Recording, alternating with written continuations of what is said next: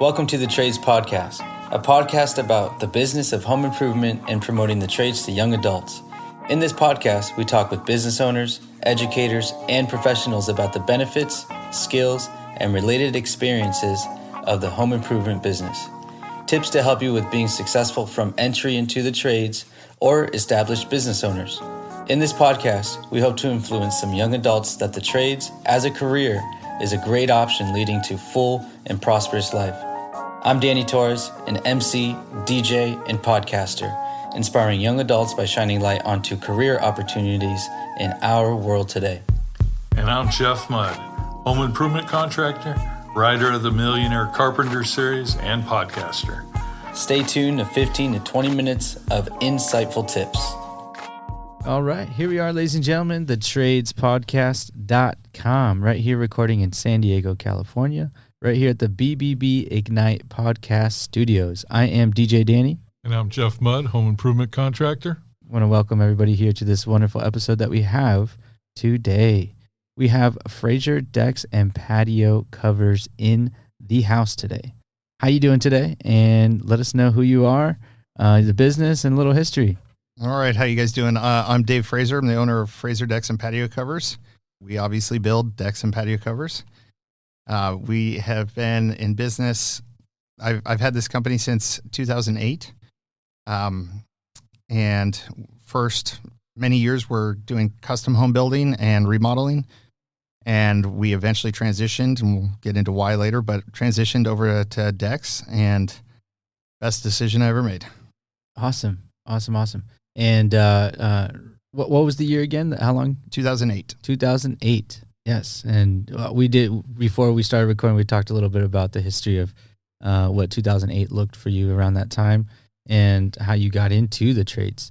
Again, you know, this is the podcast where we're trying to aim a lot of the information about you and the business of trying to promote it to anybody that's in the trades or looking to get into the trades. What was that kind of story, you know, and timeline for you?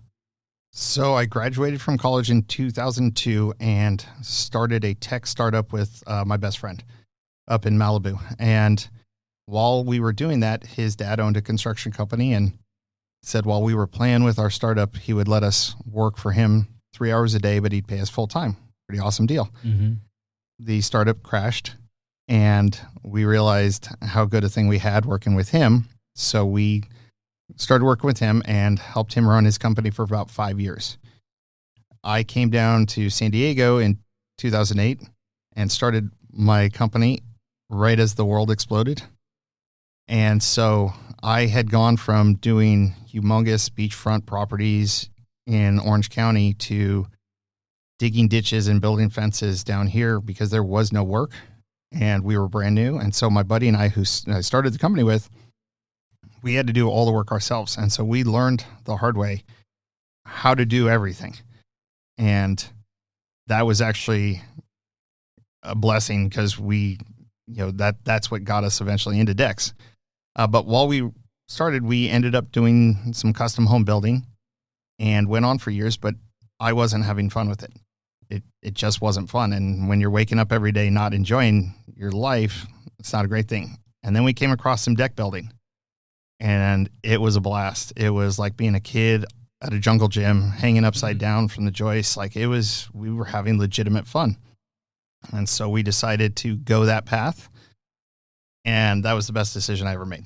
It's really a fun thing to do. And so I got out of the custom home building, went into this, and it's been a blast ever since. So Dave, the custom home building compared to the decks, I haven't done custom home building, but I've done a lot of home improvement stuff. Was that more management than actual building for you as an owner? So in the beginning, there was a lot of labor because we had to. But eventually it became all management, and I just wasn't enjoying doing this, kitchens and bathrooms. It just became stale. A lot of hand holding with clients, yes, right? A lot of hand holding, a lot of mind changing, and I just wasn't having fun. There was no spark. Yeah. Longer build process too, I imagine. It is. And so our last project, it's funny you say that. Our last project was an 18-month remodel in Encinitas. Client was awesome. Project was supposed to be 6 months, and then they kept adding stuff, and it turned into 18 months. And when we finished, one of my leads was get me out of houses. Like that was it. And so we had a company vote, and we all on board with going full time on this, and everybody voted yes, and that's the direction we went. So what's the average build time for a deck or a patio? Usually about 2 weeks. So you get your hands dirty for a week or two, and then you get to see the tangible project you just finished. We get to have fun, build cool stuff, and we're in and out of there, where we're not sitting there for a year with one client. And so most of our clients are awesome. We're kind of lucky we get to kind of interview clients, so we get to hand select them. So we don't really ever run into bad clients, but we did during the remodel days. And so I remember what it was like being able to get in, finish the project, have a thrilled client, and move on is a huge benefit and keeps my guys happy. If they have somebody who sits outside on a lawn chair with lemonade watching them build, it's unnerving. And people do that. And so getting on to the next project, they're thrilled. Absolutely. That's what I found about 2 weeks is, I'm not going to call it an attention span, but it's more just like a focus point. Mm-hmm. Anything longer than that, it just seems to drive a lot of the guys nuts. And you got to bounce around to different jobs to come back and finish it, it seems like. Mm-hmm. So, yeah, decks are definitely there. And got to jump into Dave. We've got some awards coming up here in the next few weeks back east in Florida. Are you up for any of those? We'll find out, but we do have some stuff that is in the award stuff. So we'll see if we win. Last year we won big last year. We won 3 awards. So he's talking about NADRA awards, and that's the North American Deck and Railing Association Deck of the Year awards. And we won a first place, a second place, and a third place last year in different categories. So it was very, very fun. Yeah. So we're giving a shout out to NADRA, North American Deck and Railing Association. I've actually been a member 15 years, Dave. I didn't know if you know that. And I've been to a few of their award ceremonies and watching the decks up there, and definitely to aspire my company to get to the point to where I could even feel confident that putting in an application was a big stretch. So for Dave to win some awards there is quite an accomplishment. So that was the biggest accomplishment of my career. That's the biggest deck awards, the biggest thing in our industry. So that was very cool.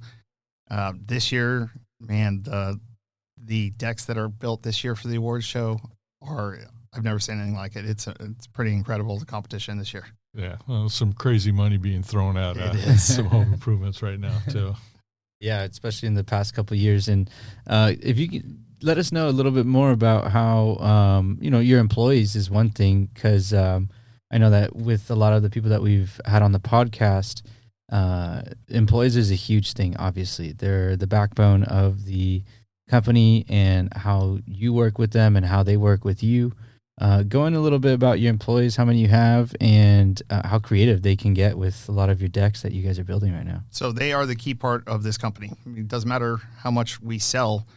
If the decks don't get built to the quality they need to be, we will be out of business quick. So my guys are extremely talented. Very lucky to have them.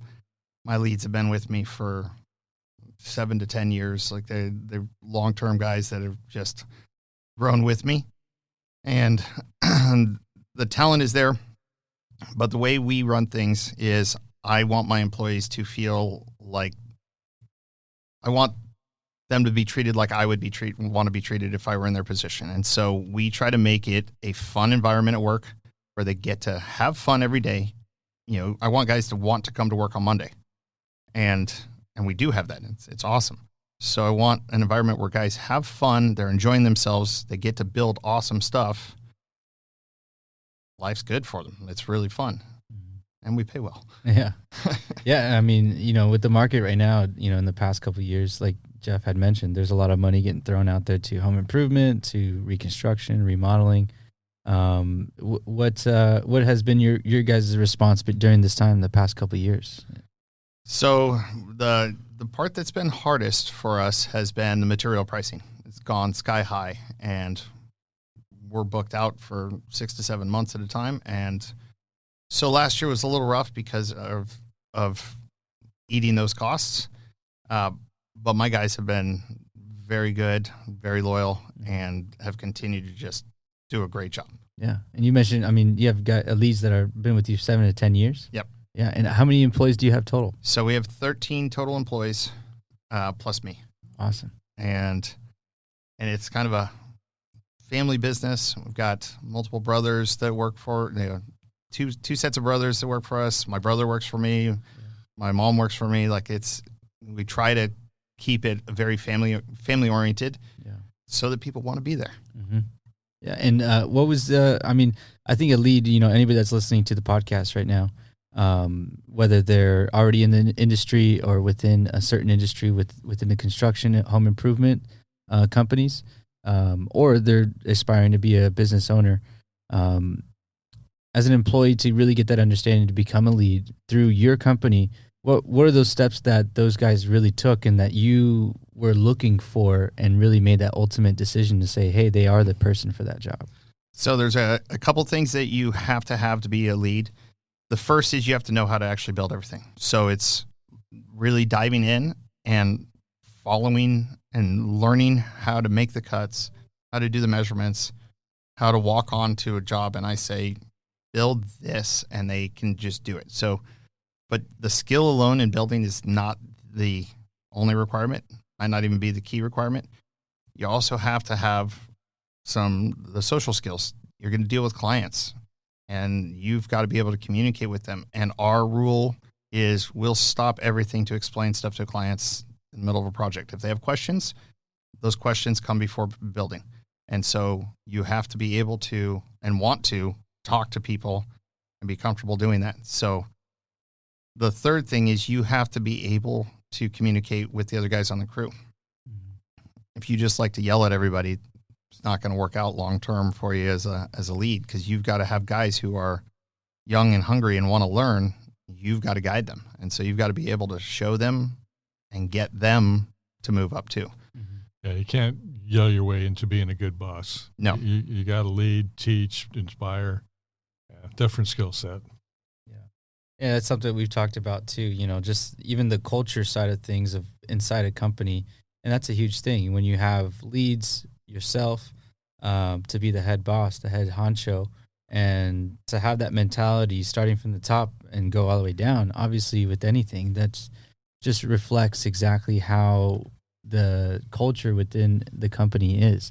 And that gets reflected towards the client also. It does. They truly see that, right? It does. And I love the culture we've established. And my guys are a big part of that. And they really do get to have fun every day. Yeah. Yeah. And that's something that we always touch base on, is like the fulfillment that they feel after those decks being built. And, congratulations on those awards. And, hopefully you guys come out with another one. What was their response on that? They loved it. And those weren't last year. We had our greatest year ever. We won awards in every award show possible. And so it was, and I told you guys earlier, my guys are allowed to use those pictures and claim them. If they worked on that project, that is their project. They get to claim it and, show it off. And that's why, I hope they are telling their family, look what I did. So you showing, letting them take pictures with the awards and stuff when you get back with them? When they actually give us an award, it's usually just digital, but yeah. But yes. Print them out. Yeah. Own it. That's big. I mean, I know that when I build something, whether it's for fun or for work, man, when it's completed, and I want to be proud of it. I want to take a picture of it. I want to show it off. There is absolutely pride that comes along with finishing these kinds of projects where you've built something awesome and you were the one that did it. There's not much better than that. Absolutely. And I think that's one of the things that's missing in the trades or in the world right now, at least America, is the people in the trades get to feel that sense of accomplishment a lot more than somebody that's sitting in a cubicle on the extreme. And then it ties into their home life too. You got a guy that can build a deck when he gets home, but he also go home and probably fix the drywall, fix the plumbing, do all the leak, work at home. you know? Yes. Yeah. So it gives him a little more connection, I guess, to his house, to other things that he's invested in personally. That when you sit in a computer cubicle and you're working on a computer, not that that's a bad thing, but you've lost connection. So you go home, and what's your next step? Plumbing leak. Oh, I got to call a plumber. Oh, no, I don't. Fix this. Yes. The wife accidentally did this, so we got to call the drywall person, But when you're in the trades, your skill set is more than just what you're doing for a trade. Right. You've learned to use your hand. You've learned to problem solve. You learned to source materials. Well, and another cool thing, there's this whole thing about raising the minimum wage.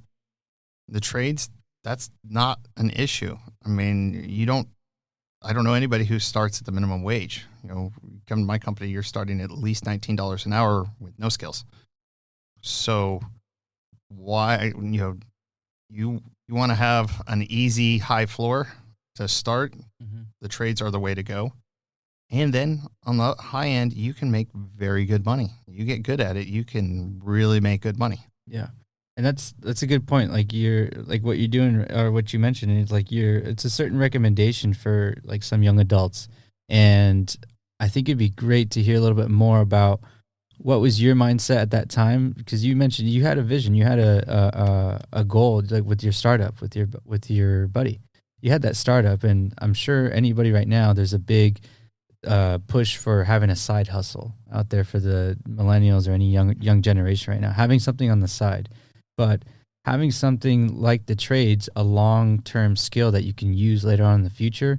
And what was your experience, transferring over to that vision that you had, but really understanding that this is a reliable job that you can really take on and obviously make a huge business out of it. It took me longer than it should have. But I did try the doing two things at once. And so I had a split focus, and both went okay. It wasn't until I decided this is the only thing I'm focusing on. So I don't actually recommend doing the side hustle because when I was doing two things, I wasn't focused on anything. And as soon as I focused just on this, that's when things blew up.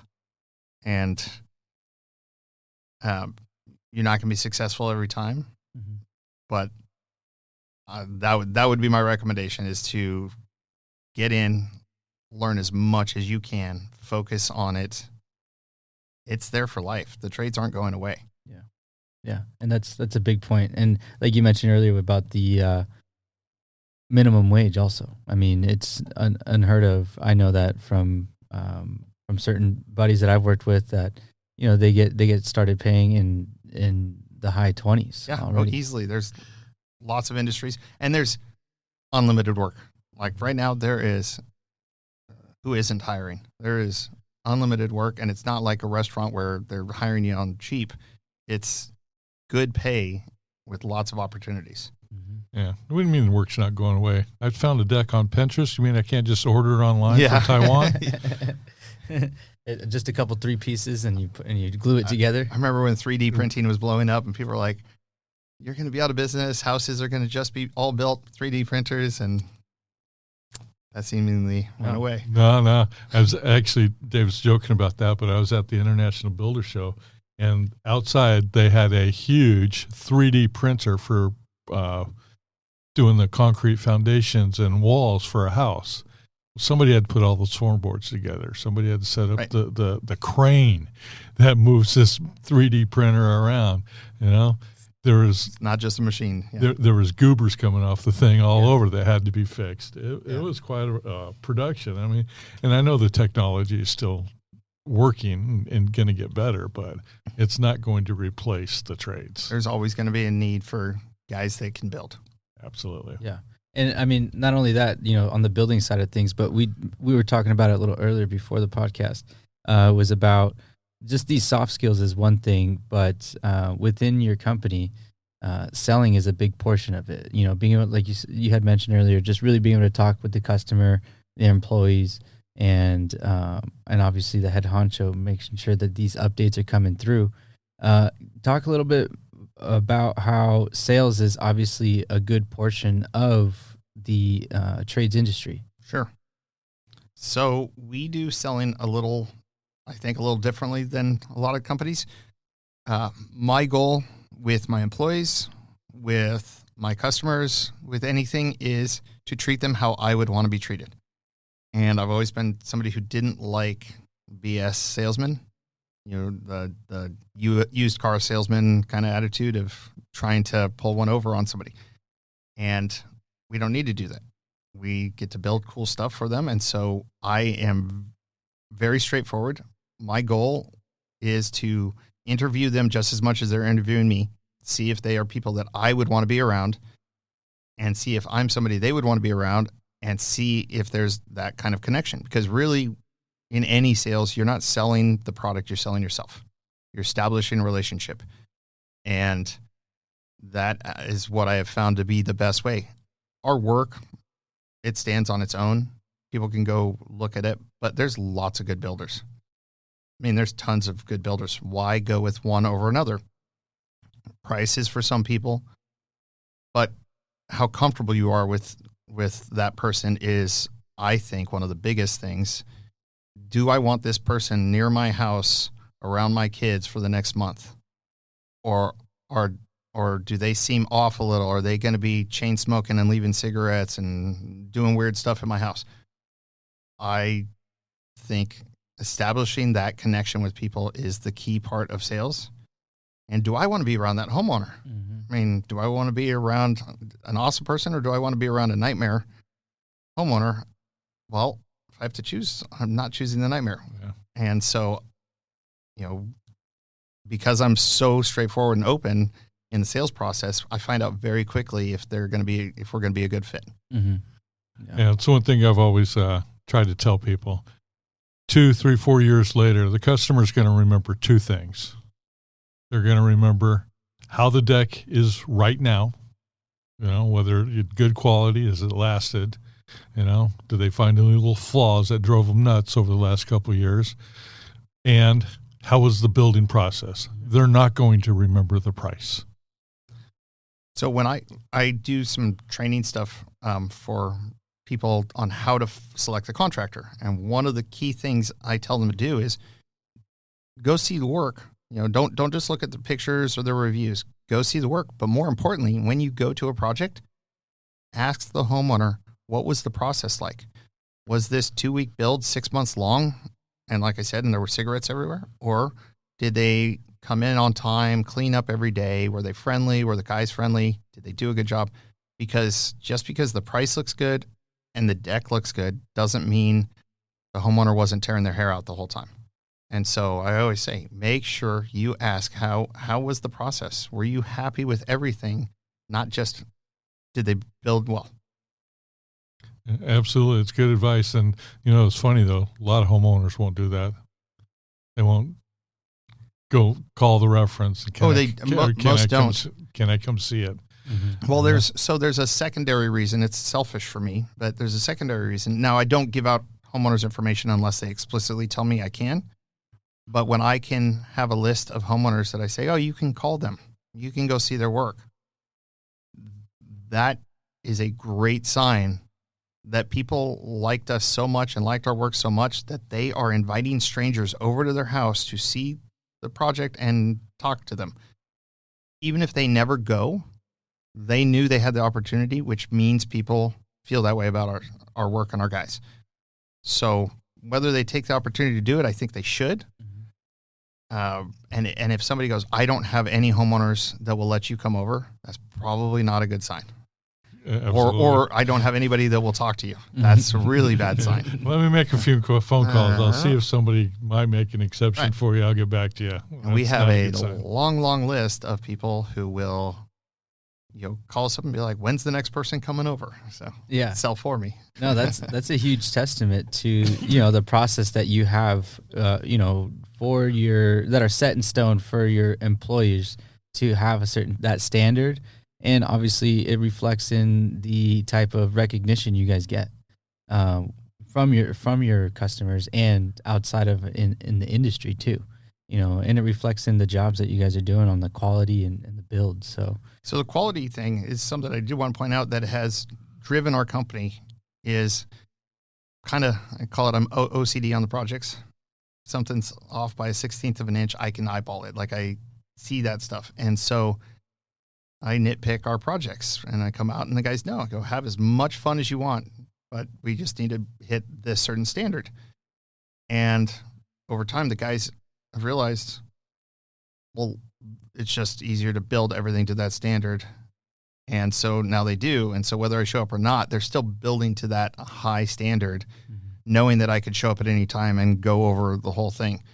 And now that's been established. It's seared into their brains. They do the same thing now. They nitpick. They go over everything. And hopefully the next generation does too. Yeah, absolutely. Let us know what type of jobs you're working on right now. What are you going to go look at after the podcast today? Right now, what do we have going on? We have a patio cover that is just an open tile roof, patio cover, tongue groove ceilings. We're doing some stonework on the column bases today. Another patio cover, similar style that is in framing. That's where most of the guys are. And then we are actually about to start a monster of a deck down South San Diego. Kind of looks like it would be coming off of where we are here. Mm-hmm. Huge canyon. So it's coming off of a pool. And I think it's about 1,600 square feet off of this pool over a canyon. That's a big one. Oh, it's going to be one of our cooler builds of the year. Cool. I'm actually really excited about it. The only problem is the driveway is almost vertical and it's really long. And so it's a struggle to get to where we're building. But it's going to be such a fun project. Oh, I'm sure you've had worse conditions. We have. And we'll be able to see that on Instagram? Yes, I will be posting some progress stuff on the stories on Instagram. This is the kind of project that we look forward to, where they're really fun when they get like this. Yeah, absolutely. Yeah, and I think it's great. We were talking about it also, how not only are you getting connected to your employers, your customers, and just the community just through these organic leads that you get, but it's also through social media. And you're able to really just, really connect to others, on a certain level. Talk about how how important it is for you to have those platforms and how you use them. So we have our different platforms geared towards different people, but one of the things that I am very proud of is we do no paid marketing. Everything's organic. It's referrals from clients. So direct referrals, Nextdoor app, Yelp reviews.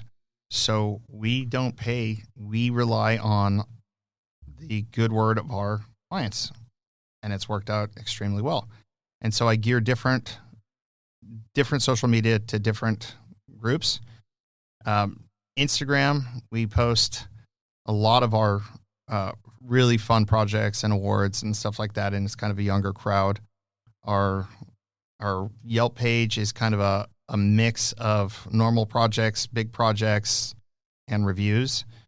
And those are the two areas where we really get a lot of traffic. And then the other area where I actually work is offline is in the lumber yards.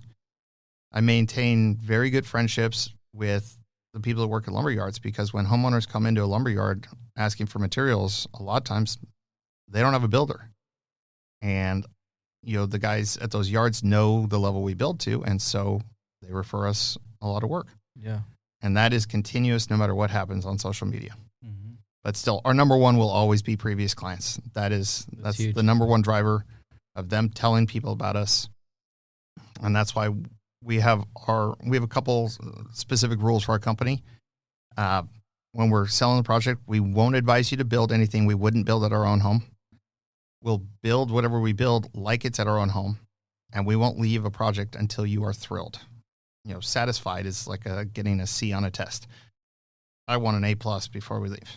Awesome. And those are the three rules we live by. And hopefully I never have to pay for marketing again. Yeah. No, at the rate that you're going at right now, I think it's great. The one thing I do want to say, because I know this is about people getting into the trades, is whatever you decide to do, make sure you're enjoying it. Mm-hmm. It doesn't matter what the money is if you hate your life. So find something in the trades that you really enjoy. I can tell you, being in a cubicle sucks. Being outside all day, getting to build fun stuff, it could be really fun. Mm-hmm. Find something you love that you want to show up to work on Monday for. Yep, absolutely. I think that really just hits the nail on the head right there. And it's perfect. The culture that you've built, the employees that you have, guys, 7 to 10 years that have been right behind you, and 13 employees total. I think it's great. And if are you hiring right now? We are. We are. Awesome. So give us a little plug about where we can find you, where people can reach out to you, learn a little bit more about Fraser decks and patio covers, and what's the best way to reach out to you? So our website is FraserDecksAndPatioCovers.com, but Fraser is spelled like eraser, Fraser, not like the TV show. Or you can reach out directly to us at 760-703-0739. Awesome. Thank you so much. I really appreciate you being on the podcast today. Thank you for having me. Cool. Yeah, it's a pleasure talking with you again, Dave.